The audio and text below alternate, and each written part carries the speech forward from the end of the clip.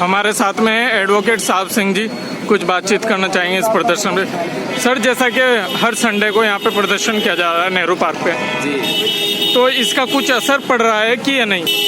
और do sir ADC madam से क्या बातचीत हुई लास्ट? देखिए, जो हमारी जो समस्या है ये एडीसी लेवल की नहीं है, ये सरकार की पूरे स्टेट की समस्या है। एडीसी और डीओ साहब इसमें कुछ भी नहीं कर सकते।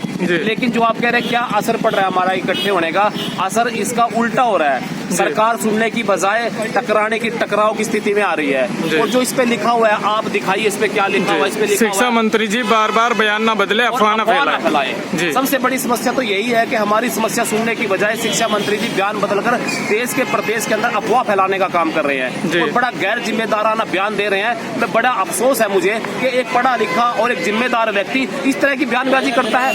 पहले इसके बयान थे कि स्कूल फीस बढ़ा सकते हैं, कभी बयान आते हैं जी स्कूल खुलेंगे। अभी 3 दिन पहले मैं इनका बयान सुन रहा था कि शिक्षा मंत्री जी बड़े जोश से और बड़े खुश होकर बोल रहे थे कि स्थिति सामान्य हो गई है और स्कूल खुलने जा रहे हैं 15 जुलाई को। अरे शिक्षा मंत्री जी, मैं आपसे पूछना चाहता हूँ, यदि आपके पास मेरी बात का जवाब है तो दिल से जवाब दीजिए। मैं आपसे पूछना चाहता हूँ, पहले खट्टर साहब से सलाह तो कर लीजिए कि प्रदेश की स्थिति सामान्य है कि या नहीं है। आपके खट्टर साहब को पत्रकारों ने पूछा था कि पंचायत चुनाव क्यों नहीं हो रहे पिछले 1 साल से, तो आपके खट्टर साहब ने 3-4 दिन पहले बोला था प्रदेश की स्थिति सामान्य नहीं है, इसीलिए हम चुनाव नहीं करा सकते। क्यों नहीं करा सकते? क्योंकि वहाँ आपको हार का डर है, आपको जूते पड़ेंगे गाँव में और शहर में वोट मांगने जाएंगे। और आप बड़े दावे के साथ कह रहे हैं, बड़े जोश से कह रहे हैं कि स्थिति सामान्य हो गई है। कौन सी स्थिति सामान्य हो गई है? कल आपके हेल्थ डिपार्टमेंट की WHO की रिपोर्ट आई है कि दूसरी कोरोना की लहर अभी खत्म नहीं हुई है। तो शिक्षा मंत्री जी, इस तरह के गैर जिम्मेदाराना बयान देना बंद कर दीजिए, नहीं तो इस्तीफा दे दीजिए। और मैं आपसे मांग करता हूं, मैं आपसे पूछता हूं, जब आपको शिक्षा मंत्री बना दिया गया तो शिक्षा मंत्री और शिक्षा डिपार्टमेंट को तो प्राइवेट स्कूल वाले क्यों चला रहे हैं? आप नहीं चला सकते शिक्षा डिपार्टमेंट को, इसको प्राइवेट स्कूल वाले चला रहे हैं। अरे आपकी तो चलती भी नहीं, आपने लेटर प्राइवेट स्कूलों के बीच में भेज दिए, आपने आदेश पारित कर दिए, आपके आदेश को फाड़ कर रद्दी की टोकरी में फेंकने का काम कर रहे हैं। तो काहे के शिक्षा मंत्री हो आप? यदि आप शिक्षा मंत्री है ना, तो बैठ तक ठीक कर दीजिए गुंडे बदमाशों को, जिन्होंने आज परेशान कर दिया पूरी जनता को और बार बार चिल्ला कर कह रहे हैं जी हमें एनुअल चार्ज दीजिए। मैं पूछना चाहता हूँ, कौन से एनुअल चार्ज इन स्कूलों के हैं? पिछले 1.5 साल से तो बंद पड़े हुए हैं, ट्यूशन फीस हम दे चुके हैं। तो इसलिए मेरी मांग यही है, शिक्षा मंत्री जी थोड़ा जिम्मेवारी से काम लीजिए और प्रदेश के अंदर लाने का काम ना कीजिए। जैसा कि सर सभी पेरेंट्स अपने अपने एविडेंस दे रहे हैं और हमारे पास भी बाइट रिकॉर्ड है, बच्चे का नाम काट दिया जाता है बिना बड़ी वजह के और सुप्रीम कोर्ट का ऑर्डर भी नहीं है। तो एविडेंस दे रहे सभी पेरेंट्स और धरने पे बैठ रहे हैं हर संडे और 2-3 महीने हो गए सर। तो सवाल ये है, क्या आमने सामने बैठा करके मीटिंग करना जरूरी है?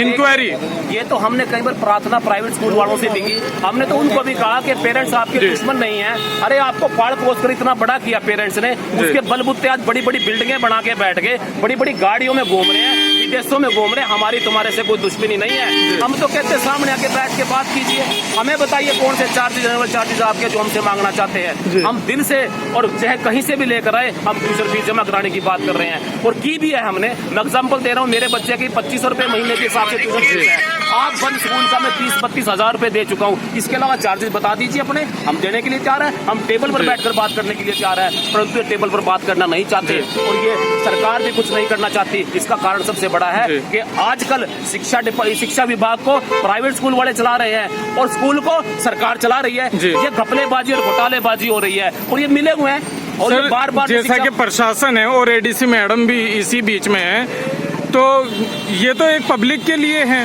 तो पब्लिक का मिलना दुश्वार हो रहा है उनसे।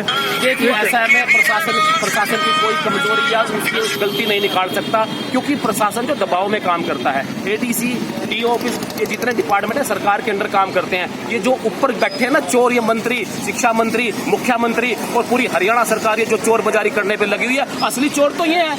और ये बार बार जो कह रहा है शिक्षा मंत्री जी स्कूल खुल रहे हैं, स्कूल खुलने का कारण क्या है? पहले इन्होंने अफवाह फैलाई थी कि स्कूल खुल गए हैं। इसका कारण सबसे बड़ा क्या है कि पेरेंट्स जाएंगे, दौड़े दौड़े जाएंगे, यूनिफॉर्म खरीदेंगे, किताबें खरीदेंगे, फीस जमा कराएंगे, यमुनानगर के कई 100 करोड़ रुपए इकट्ठा हो जाएगा और जो इनका कमीशन तय हुआ प्राइवेट स्कूलों के साथ वो बंदर बांट करना चाहते हैं ये। अरे मैं पूछना चाहता हूँ शिक्षा मंत्री जी, आप इस तरह का गैर जिम्मेदार बयान देकर बार बार बोल रहे हैं कि स्कूल खुल रहे हैं 16 तारीख को। पहले सलाह कीजिए, पहले अपने शिक्षा मंत्री से से पूछिए, पहले हेल्थ मिनिस्टर से पूछिए, पहले WHO से सलाह कीजिए। इस तरह के गैर जिम्मेदार बयान दोगे तो मुझे नहीं लगता कि आप शिक्षा मंत्री हो। जी, तो एक लास्ट मैसेज क्या देना चाहोगे सर स्कूल वालों को? मैं लास्ट मैसेज में 2 मैसेज देना चाहूंगा। जी। एक तो स्कूल वालों को, प्राइवेट स्कूल वालों को मैंने पहले भी कहा और कई बार कहा, फिर कह रहा हूँ, हमारी आपके साथ दुश्मनी नहीं है। जो आपके एनुअल चार्ज बढ़ते हैं टेबल पे बैठ के हमें बताइए, हम देना चाहते हैं। और दूसरा सुझाव मेरा हरियाणा सरकार को है, इस तरह गैर जिम्मेदाराना काम मत कीजिए और स्कूल मत चलाइए। सरकार हरियाणा प्रदेश को चलाइए, अभिभावकों की सुनिए, जनता की सुनिए। इसलिए मैं ये चाहता हूँ कि शिक्षा मंत्री जी, हम चाहते हैं जनता की सुने। Private school, private school. तो आप सीधी तस्वीरें देख पा रहे हैं यमुनानगर के नेहरू पार्क पर, जहां पर एनुअल चार्जेस को लेकर के सभी पेरेंट्स मिलकर के धरना प्रदर्शन कर रहे हैं। नेक्स्ट वीडियो तक बने रहिए। मैं वसीम सईद अहमद, नमस्कार।